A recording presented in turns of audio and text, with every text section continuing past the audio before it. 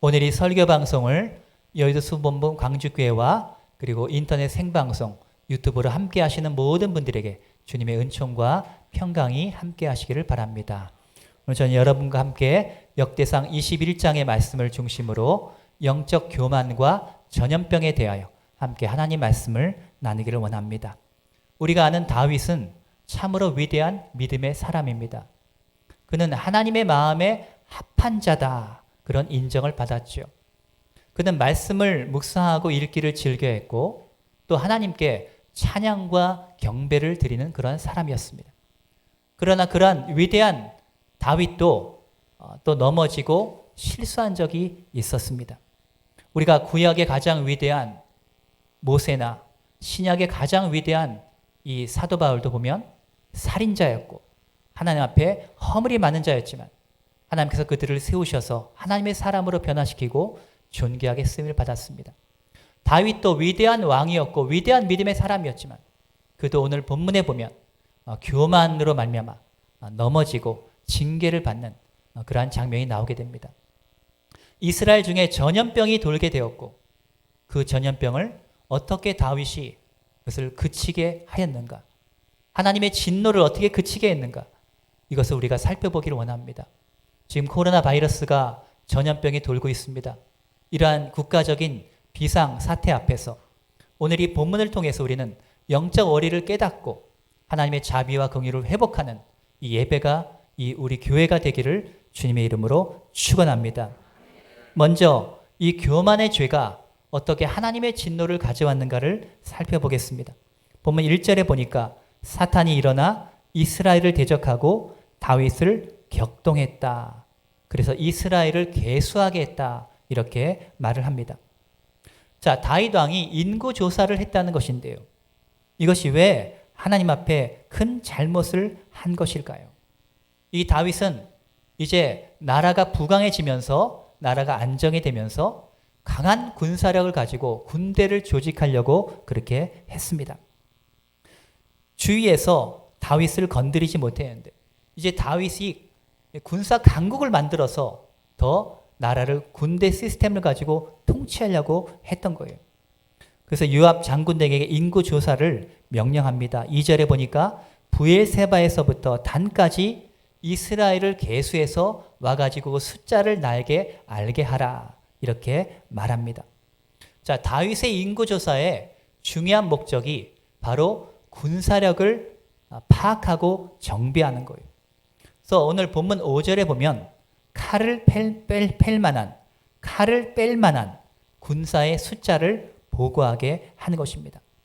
여기서 우리는 다윗의 생각과 하나님의 생각이 다르다는 것을 알아야 합니다. 다윗이 지금까지 어떻게 전쟁에서 이겼습니까? 군사력의 숫자가 많고 군대가 강해서 이스라엘이 승리했습니까? 그렇지 않습니다. 하나님께서 다윗과 함께 하셨기 때문입니다. 이스라엘의 통치자는 바로 하나님이셨습니다. 이스라엘을 보호하시는 분은 바로 하나님이셨습니다. 이스라엘 백성들이 하나님께 간청을 해가지고 처음으로 왕 시스템을 도입해서 사울을 왕으로 세웠습니다. 그런 하나님은 여러 번에 걸쳐서 선지자들을 통해서 너희들은 말이나 병거를 의지하지 말라 이렇게 강조했습니다. 시편 20편 7절에 혹은 병거 혹은 말을 의지하나 우리는 여호와 우리 하나님의 이름을 자랑하리로다 이렇게 말하고 있어요.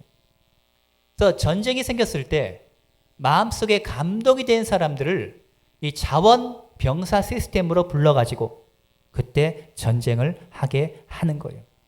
그런데 다윗은 그 마음이 부풀어 오르고 교만해짐으로 말미암아 자신이 인간적으로 계획을 세워가지고 이제 군사력을 정비하려고 한 것입니다. 시편 18편 2절에 야훼는 나의 반석이시요 요새시요 나를 건지시는 자시요 방패시요 이렇게 고백을 하는데 실제 야훼가 아니라 이제는 군사력이 나를 지키는 자요 바로 나의 방패가 된다고 생각을 했다는 것입니다. 오늘 본문 1절에 보면 사탄이 다윗의 마음을 격동했다 이렇게 말합니다. 모든 교만한 생각의 배후에는요 사탄이 있는 거예요. 사탄은 자기가 교만해가지고 하나님과 같이 되려고 하나님의 보좌를 찬탈하려고 하다가 쫓겨났게 됐어. 또 처음에 아담과 하와에게 너희들이 선악과를 먹게 되면 눈이 밝아져서 하나님과 같이 될 것이다 이렇게 유혹을 한 것입니다. 여러분들이 평소에 이렇게 가만히 있다가요, 충동적인 생각이 떠오른다. 그것이 부정적이고 나쁜 것이다. 그러면 사탄이 여러분을 충동질하는 경우가 많이 있습니다. 가만히 이렇게 있다가 여러분이 뭐 도둑질하고 싶거나 갑자기 분노가 끓어오르거나 아니면 갑자기 우울증 생각 들면서 죽고 싶다거나 그런 것은요, 사탄이 여러분의 마음을 충동질하는 거예요. 예수님의 수제자였던 베드로도 사탄의 충동질을 당하죠. 예수님께서 십자가에서 죽으신다는 그 계획을 발표하셨을 때 이 베드로는 주여 그리하지 마옵소서 하면서 그것을 만류합니다. 그러나 예수님은 이 베드로에게 사탄아 내 뒤로 물러가라 그러면서 책망했어요.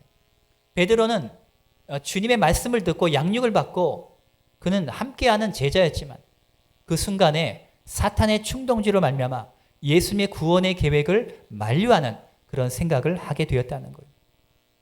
교만이 뭡니까? 하나님의 생각이 아니라 내 생각대로 내 삶을 사려고 하는 것, 이것이 교만이에요.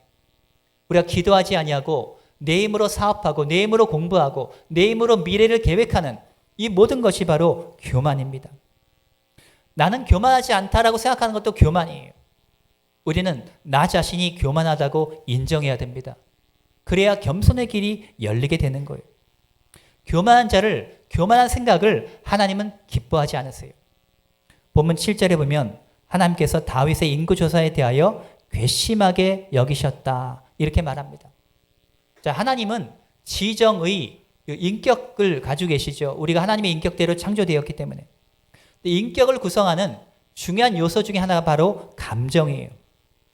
하나님도 희노애락이 있으시고 하나님도 감정이 있으신데 우리가 하나님이 기뻐하지 않은 생각을 하게 되면 하나님이 근심하시고 하나님도 기분이 안 좋으시게 되는 거예요.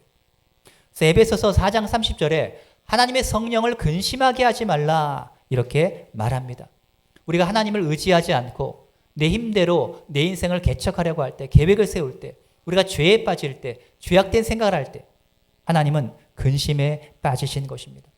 더군다나 새 가족이라면 괜찮은데 오랫동안 믿음 생활을 한 이 다윗, 오랫동안 교회를 섬기고 믿음 생활한 중직자들이 만약에 이렇게 하나님이 기뻐하지 않는 생각을 하게 되면 하나님은 더 마음이 아파하시는 거예요.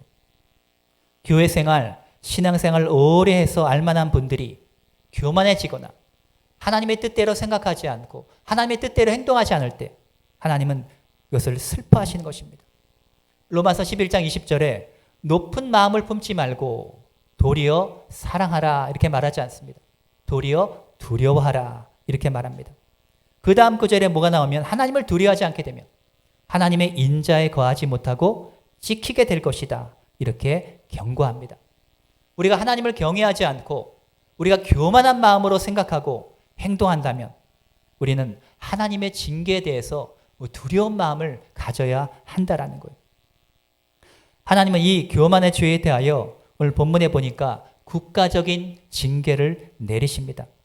그런데 징계를 내리기 전에 또 회개할 수 있는 기회, 돌이킬 수 있는 기회도 하나님이 주시는 거예요. 이런 기회는 어떤 경우를 통해서 많이 오냐면 옆에 있는 사람이나 가까이 있는 믿음의 사람들을 통해서 하나님이 말씀하실 때가 많이 있어요. 다윗의 부하 가운데 요압 장군이 있었는데요. 이 다윗의 인구조사의 계획에 대하여 반대 의견을 냅니다. 본문 3절에 요압이 가로되 야훼께서 그 백성을 지금보다 100배나 더하시기를 원하나이다. 내 주 왕이여 이 백성이 다 주의 종이 아니니까 어찌하여 주께서 이를 명하시나이까. 요압의 말의 포인트는 무엇입니까? 인구 계수를 하지 않아도 군사들을 파악하지 않아도 이 백성은 왕의 백성이고 왕이 원하시면 하나님이 더 많은 백성을 주실 것이며 더 많은 군사를 주실 수 있다라는 거예요. 요압 장군의 눈에도 이 왕의 생각이 뭔가 믿음의 생각이 아니라는 것을 깨달았던 것 같아요. 우리 주위에 하나님을 의지하지 않고 교만한 생각을 가진 사람들이 있다면 우리는 사랑의 마음으로 조언을 해줘야 될 줄로 믿습니다. 돈 버는 것이 인생의 목표고 좋은 집과 좋은 차를 가지는 것이 인생의 목표인 사람들, 하나님을 의지하지 않고 사람을 의지하며 사는 사람들, 이런 사람들이 있다면 교만의 죄를 짓고 있는 거예요. 우리는 그들에게 가서 우리는 사랑의 마음으로 조언을 해야 됩니다. 그러나 요압의 간언에도 불구하고 다윗은 그 말을 듣지 않고 요압을 재촉합니다. 그래서 인구조사를 강행합니다. 보면 5절에 보니까 이스라엘 백성 가운데 전쟁에 나가서 싸울 만한 그런 남자들 보니까 이스라엘 중에 110만 명, 그리고 유다 지파 가운데 47만 명이었어요. 도합 157만 명이었습니다. 여러분, 우리나라 군대도 지금 60만 명이 되지 않고요. 세계 최대 강대국인 이 미국 같은 경우도 해외 주둔군을 다 포함해도 한 145만 명, 150만 명이 되지 않습니다. 그런데 그 당시에 이스라엘에 군대에 나가서 싸울 만한 사람이 157만 명이었다는 것은 엄청난 숫자였습니다. 그 당시 세계 인구가 뭐 몇 억도 되지 않는 그러한 그 시대에 이스라엘이 엄청난 군사 강국이 되는 것이죠. 다윗이 이제 군사 숫자를 파악했기 때문에 각 지파마다 이제 당신들은 6만 명이죠. 당신들은 5만 명이죠 하면서 그 군사를 동원해라. 그러면 그 지파는 할 말이 없는 거예요. 옛날에는 전쟁이 생기면 각 지파에게 소집 명령을 내립니다. 그들이 하나님의 마음에 감동이 되는 대로 그 지파마다 자원을 하는 거예요. 그런데 이제는 인구조사를 통해서 군사력을 중앙에서 완전히 통제를 하려고 이 다윗이 계획을 세웠던 거죠. 요압 장군은 이 다윗의 명령이 탐탁지가 않아가지고요. 오늘 본문 6절에 보면 레위 지파와 베냐민 지파의 사람들은 계수하지 않았다 이렇게 말합니다. 사단의 충동질로 이 다윗의 마음이 뺏겨있기 때문에 그 이스라엘 백성 중에 젊은 남자를 이렇게 보면서 다 군인으로 그게 보이는 거예요. 그러나 그들은 다윗의 부하가 아닙니다. 다윗의 군인이 아닙니다. 하나님의 부하요, 하나님의 백성이라는 것을 모르는 거예요. 본문 7절에 하나님이 이것을 괘씸하게 여기사 징계를 내리십니다. 하나님이 이스라엘을 치셨다 이렇게 말합니다. 이 치셨다는 것이 어떤 것인지 모르지만 국가적으로 안 좋은 일이 일어나는 것 같아요. 어려운 일이 발생했던 것 같습니다. 그때 다윗은 이것을 보면서 내가 잘못했구나, 내가 교만했었구나 하는 것을 깨닫기 시작합니다. 사단이 처음 다윗의 마음을 충동질할 때는 다윗이 그것이 사단의 충동인 줄을 잘 몰랐어요. 그런데 국가의 지도자로서 그 나라에 어려운 일들이 생기기 시작하니까 이 다윗은 자신의 교만의 죄를 깨닫게 되고 이제 죄책감도 느끼게 되는 것입니다. 우리가 인간적인 생각, 우리가 사람의 생각에 우리가 이렇게 집중하게 되면 그것이 교만이 되는 거예요. 그래서 이 교만의 죄를 깨닫는 것이 굉장히 중요합니다. 우리가 하나님께 회개하면 하나님이 용서하시기도 하지만 또 어떤 경우에는 징계의 채찍을 드실 때가 있습니다. 그런 경우는 우리로 하여금 너무 우리가 자만해 있거나 우리가 다시 그 죄에 빠질 가능성이 있을 때 하나님이 채찍을 드시는 거예요. 제가 중학교 때요, 중1 때 만화책이 얼마나 좋은지 몰라요.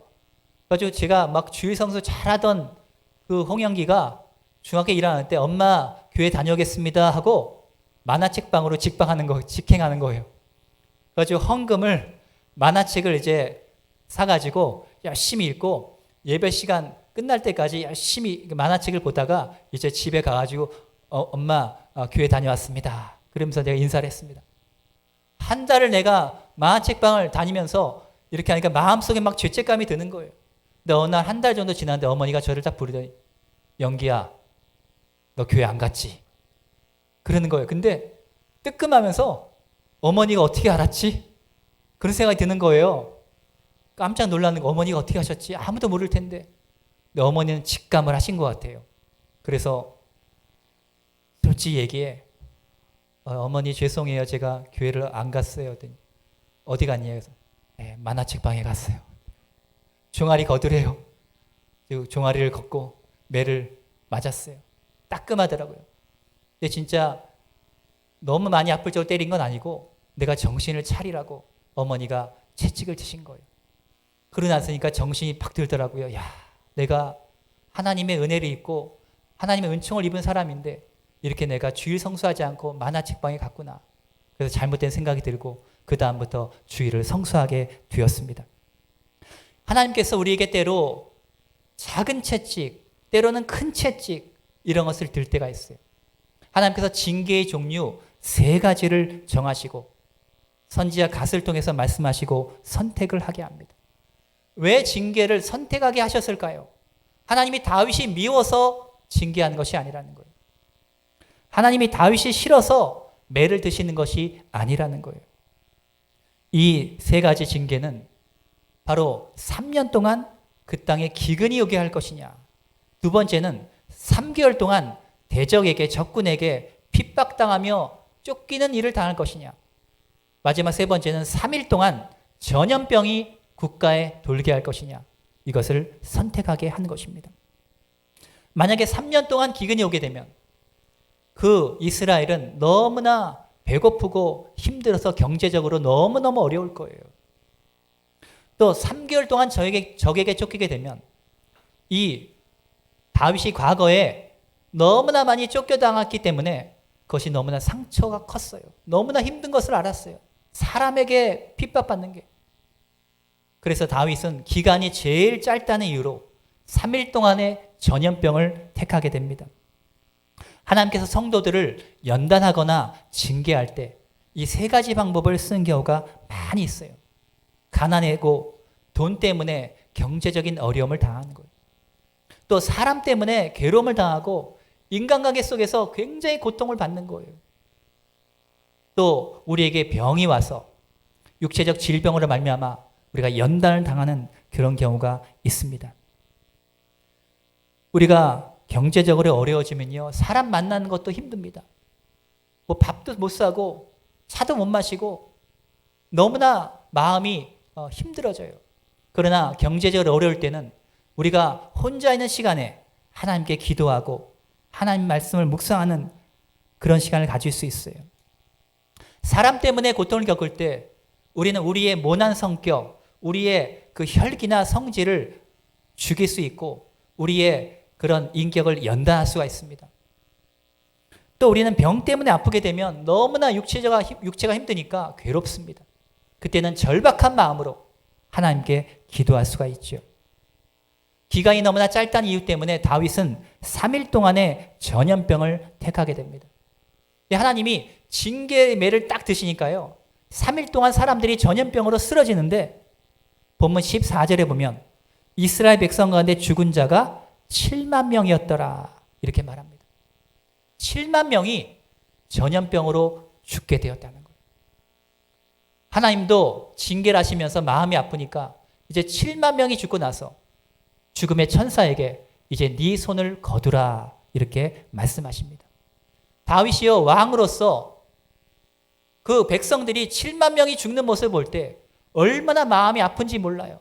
그래서 다윗이 어떻게 합니까? 21장 16절 17절에 장로들과 함께 굵은 배를 입고 회개하며 중보기도를 합니다. 다윗이 하나님께 아뢰되 명하여 백성을 계수하게 한 자가 내가 아니니까 범죄하고 악을 행하는 자는 곧 내니이다.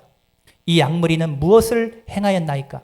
청컨대 나의 하나님 야훼여 주의 손으로 나와 내 아비의 집을 치시고 주의 백성에게 재앙을 내리지 마옵소서. 여기서 우리는 지도자의 탐심과 교만의 죄가 얼마나 무서운 것인가를 알 수 있어요. 다윗이 교만의 죄를 지었는데 왜 하나님이 무고한 이스라엘 백성을 치시는가? 우리는 생각할 수 있습니다. 그러나 실제로 다윗만 죄를 진 것이 아닙니다.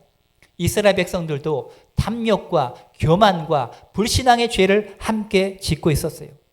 지도자 때문에 재앙이 오기도 하지만 백성들이 죄가 있을 때 지도자의 허물이나 실수를 빌미로 해서 백성들에게 재앙이 오기도 하는 것입니다.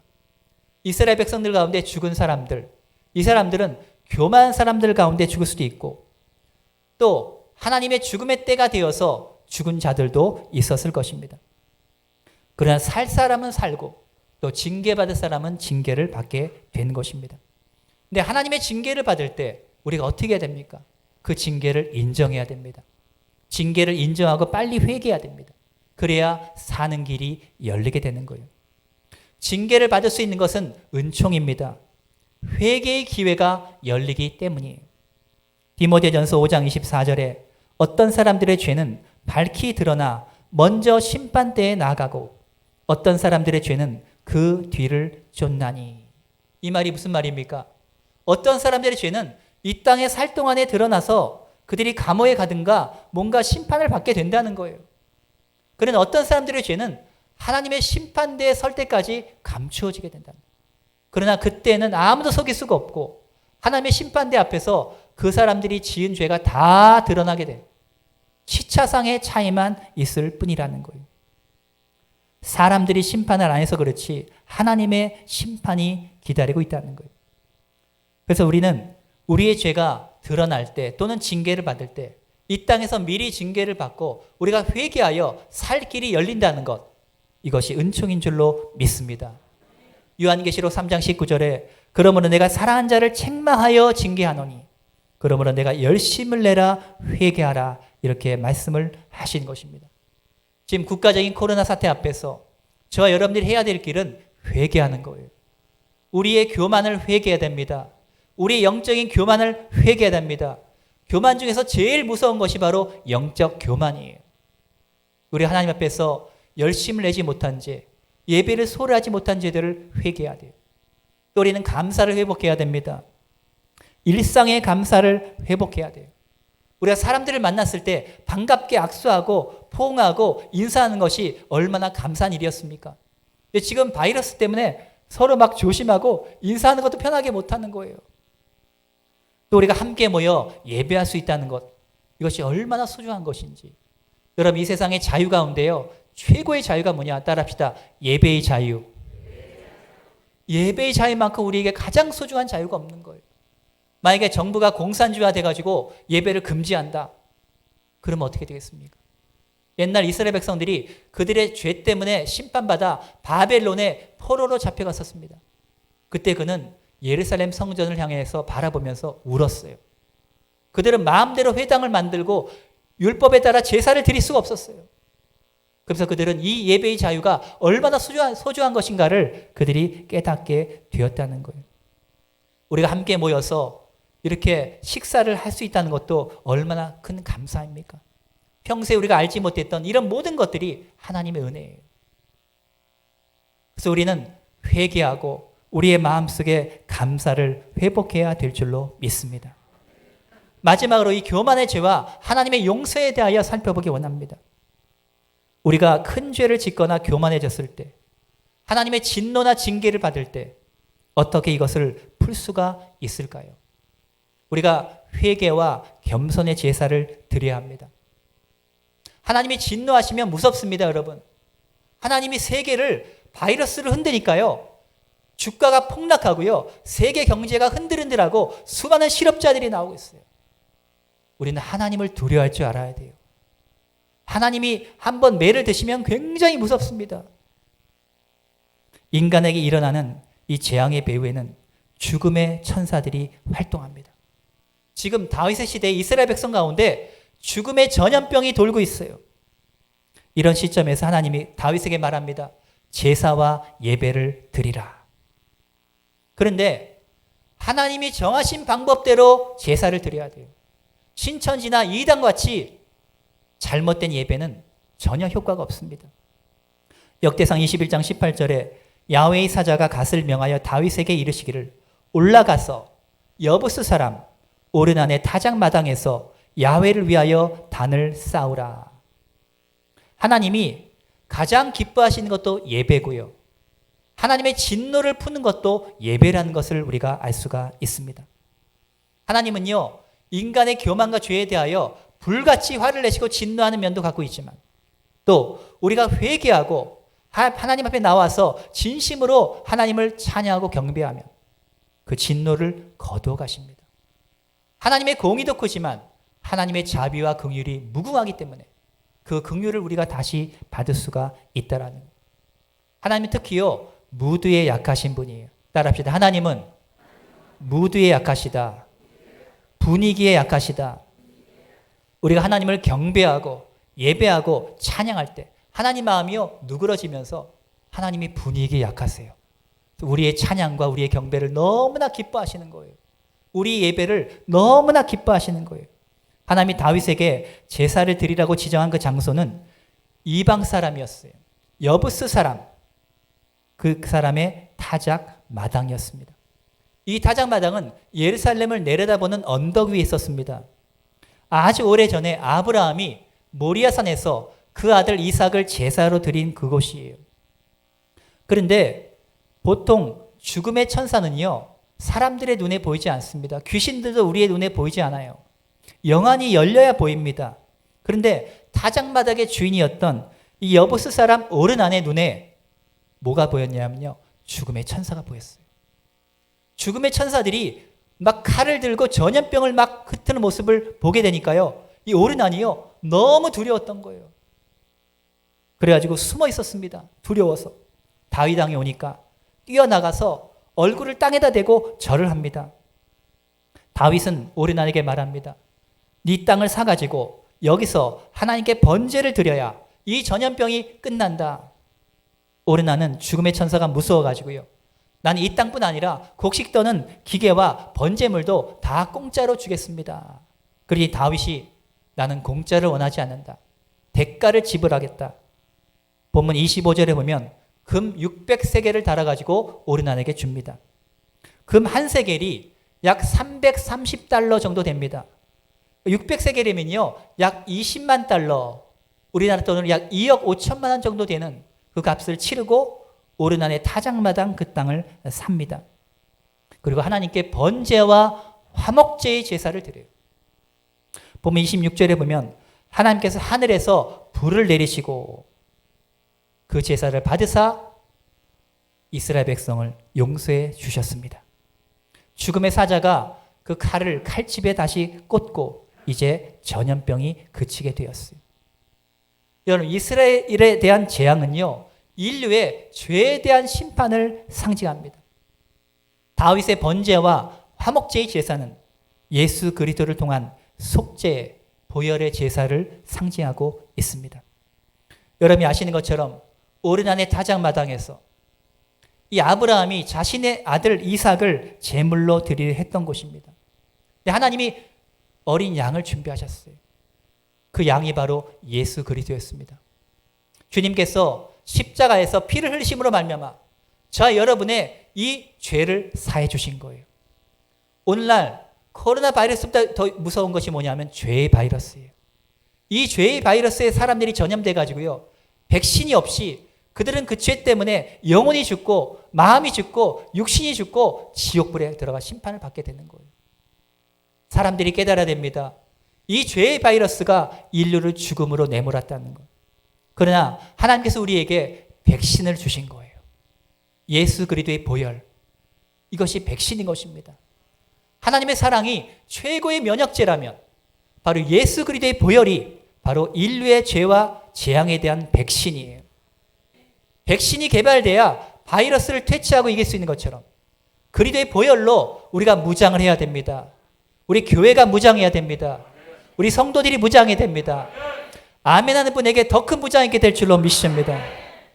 인간이 교만으로 말미암아 죄의 전염병 가운데 죽을 수밖에 없는 운명이었지만 하나님께서 예수 그리스도의 보혈을 통해서 우리에게 백신을 주심으로 말미암아 그 보혈을 믿는 자마다 죄가 사함받고 치유되고 축복받고 천국과 영생을 얻게 되는 거예요. 여러분, 모리아라는 말의 뜻이 무엇인지 아십니까? 한번 따라해 볼까요? God visible. 보이시는 하나님. 눈에 보이는 하나님. 그런 뜻이에요. 모리아라는 말의 뜻이 눈에 보이는 하나님. 누굽니까? 예수님을 말하는 거예요.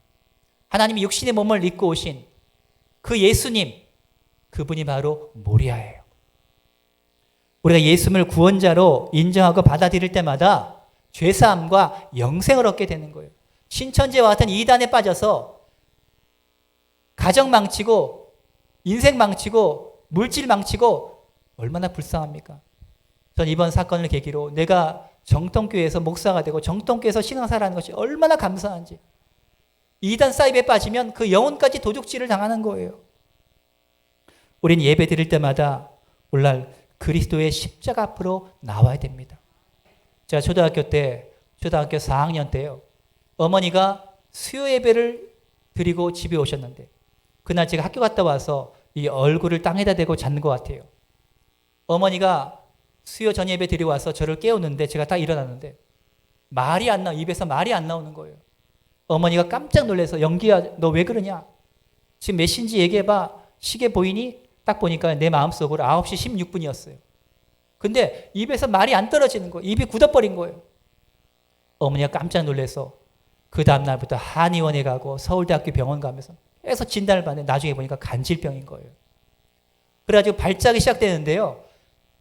양치질 하다가 발작이 생기면 쓰러져가지고 거품 물고 막 간질 발작을 하는 거예요. 그래서 친구들이랑 또 딱지치기, 구슬치기 되게 좋아했거든요, 제가. 그래서 맨날 따구를 했는데 놀다가 갑자기 팍 쓰러지는 거예요.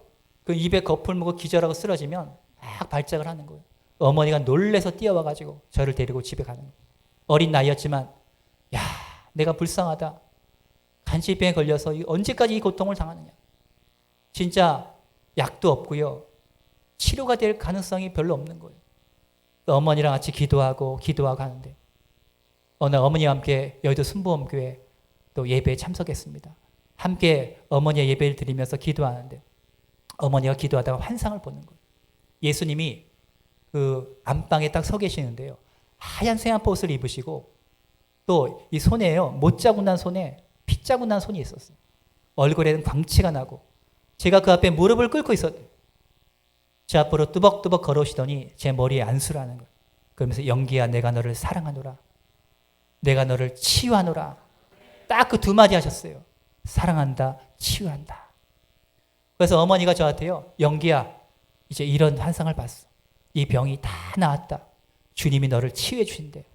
근데 그 말씀을 제가 들을 때요. 마음속에 믿음이 딱 생기면서요. 그래 내 병은 치유받았다. 그러면서 아멘으로 받아들이는데요. 놀란 기적이 나왔어요. 그 다음에 병이 싹 나버렸습니다. 맨날 발작하고 막 간질병으로 고통받던 제가 하나님이 단번에 안수하시고 치유하시니까요. 병이 온데간데 없이 다 사라져버린 거예요. 그래서 어머니와 함께 초등학교 5학년 때 안방에서 기도를 하는데 성령의 세례를 받게 됩니다. 제가 지은 죄들이 영화 필름처럼 생각이 나면서 회개의 눈물이 쏟아져 나오고 입에서 방언이 터지게 되고 그러면서 성령 세례를 받게 된 것입니다. 제 마음속에 꿈과 비전이 생겨서 그전에 반에서 30등도 못했는데 내가 하나님을 위하여 공부를 해야 되겠다. 아주 열심히 예습하고 복습하고 하나님을 위해서 내가 공부했어요. 그때 반에서 점점 공부를 잘하게 되고 중학생이 되니까 전교 10등 안에 들게 되고 하나님의 꿈과 비전을 갖게 된 것입니다.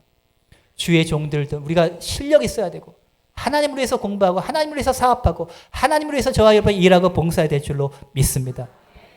주의 보혈의 은총으로 말미암아 제 간질병이 고침받은 것처럼 우리 성도들의 모든 죄책감과 모든 저주와 모든 질병도 주님의 보혈로 치유가 될 줄로 믿습니다. 존귀한 주 보혈이 내 영을 새롭게 하시네. 존귀한 주 보혈이 내 몸을 치유하시네. 치유하시네. 여러분 이 전염병을 우리가 그치게 하는 것은요. 그리스도의 보혈을 의지해야 됩니다. 그리스도의 보혈이 바로 백신이라는 것을 알아야 돼요. 사람의 힘으로 이 재앙을 피할 수 있는 것이 아닙니다. 우리가 알아야 될 것은 바른 예배와 제사에는요. 대가가 필요하다는 거예요. 다윗은 오랜 안에 타작마당을 사기 위해서 큰 돈을 지불해요. 보면 24절에 내가 야훼께 드리려고 내 물건을 취하지 아니하겠고 갑이 없이는 번제를 드리지도 아니하리라. 우리가 저주와 재앙을 멀리하고 죄사함의 은총을 받으려면 우리는 대가를 치러야 됩니다. 시간과 돈과 정성과 노력을 다해야 되는 거예요. 여러분 오늘 이렇게 왜 이 사태 가운데 현장에 와서 예배드리고 여러분이 헌금을 드리고 여러분 인생에 이렇게 합니까? 여러분 인생에서 예배가 너무나 중요하기 때문이에요. 다윗은 하나님 말씀으로 이스라엘을 통치해야 된다 그러면서 언약궤를 예루살렘으로 가지고 왔습니다. 그런데 역대상 21장 29절에 보면 하나님의 성막과 번제단은 아직도 기브온 산당에 있었어요. 즉 다시 말해서 그 시대까지 언약궤와 성막이 서로 분리되어 있었어요. 번제단이 있어야 이 성막이 온전해지는데 다윗은 그때 깨달았습니다. 하나님의 언약궤가 있다 하더라도 하나님의 번제단이 여전히 필요하다는 거예요. 다윗에게 번제단이 없으니까 7만 명이 전염병으로 죽었어요. 언약궤와 번제단이 다 필요합니다. 우리에게는 하나님의 말씀도 필요하지만 예수 그리스도의 십자가의 보혈이 또한 필요합니다. 우리는 매일 죄를 지을 수 있습니다. 우리도 모르게 교만에 빠질 수가 있어요. 우리도 사탄의 충동질을 당할 수 있습니다. 우리는 하나님의 말씀을 매일 듣습니다. 자주 듣습니다. 그러나 저와 여러분에게는 말씀대로 살지 못하잖아요. 그렇기 때문에 우리는 회개하고 회개하는 제사를 드려야 돼요. 우리는 보혈 앞에 나와서 번제단의 제사를 회복해야 되는 것입니다. 우리가 아무리 죄를 지어도 그리스도의 그 보혈, 그 번제단 앞에 나오게 되면 그분의 보혈이 내 영과 마음을 새롭게 하고 우리 가정과 교회를 새롭게 하고 이 국가를 새롭게 하는 줄로 믿습니다. 하나님께서 우리가 비록 불완전하지만 하나님은 완전하십니다. 완전하신 나의 주란 찬양 있잖아요. 완전하신 나의 주. 하나님이 완전하시다는 거예요. 그러면서 어떻게 합니까? 예배합니다. 찬양합니다. 그러면서 그 앞에 가사 보면 의의 길로 날 인도하소서. 의의 길로 인도하소서. 저와 여러분 하나님께 앞에 나와 기도하고 찬송하고 보혈을 경배할 때 주님께서 우리를 겸손의 길로 의의 길로 인도하게 되실 줄로 믿습니다. 저와 여러분의 마음속에 말씀의 언약궤뿐 아니라 보혈의 번제단이 회복되게 되시기를 주님의 이름으로 축원합니다. 말씀을 정리합니다. 다윗은 안일함과 교만으로 인해서 인구조사를 하는 그런 죄를 저질렀어요. 하나님은 다윗의 교만에 대하여 따끔한 징계를 내리심으로 하나님이 얼마나 위대하시고 두려우신 분인지를 가르쳐 주셨습니다. 우리가 어떤 교만의 죄를 짓고 또 우리가 어떤 징계나 연단 가운데 있다 하더라도 우리 자신을 낮추고 회개하고 우리 자신을 겸비하게 하면 하나님 우리를 용서하시고 회복시켜 주실 것입니다. 새 찬송가서 534장은 이렇게 노래합니다. 겸손한 자 찾도다 모시어 드리세. 우리가 주님을 예배하면서 우리의 마음속에 우리의 지성소에 모셔드리게 하려면 우리 교회 가운데 모셔드리게 하려면 겸손해야 됩니다. 겸손한 자가 돼야 돼요. 가시관을 쓰셨네. 영광의 왕이신 하나님께서 가시관을 쓰시고 우리 죄 때문에 고난을 당하셨다는 거예요. 고린도후서 4장 4절에 예수님은 하나님의 형상이라 그랬어요. 주님의 보혈을 받아들일 때 우리는 하나님의 은총을 입게 되는 것입니다. 자기를 비워서 종의 형체를 가져서 십자가에서 죽으신 그 예수님은 겸손했기 때문에 우리를 구원할 수가 있었던 것입니다. 만약에 그 체포당하는 순간에 12영도 더 되는 천사를 불러서 만약에 체포당하지 않았다면 십자가에 죽지 않았을 것이며 우리 인간은 구원받지 못했을 거예요. 하나님은 예수님은 끝까지 모욕과 멸시를 참으시고 겸손함으로 십자가 구속의 사역을 완성을 하신 것입니다.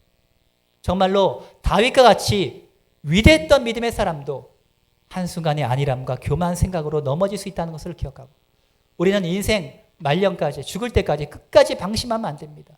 우리는 조심해야 됩니다. 교만을 조심해야 됩니다. 우리는 방심하지 말아야 됩니다. 끝까지 우리의 믿음을 잘 지켜 하나님으로부터 인정과 칭찬을 받는 저와 여러분이 되시기를 주의 이름으로 축원합니다. 이 국가적인 전염병에서 우리 온 교회들이 성도들이 그리스도의 보혈 앞에 나와서 회개하고 그 보혈로 씻어주고 그 보혈로 이 민족을 지켜달라고 기도하는 저와 여러분이 되시기를 주의 이름으로 축원합니다.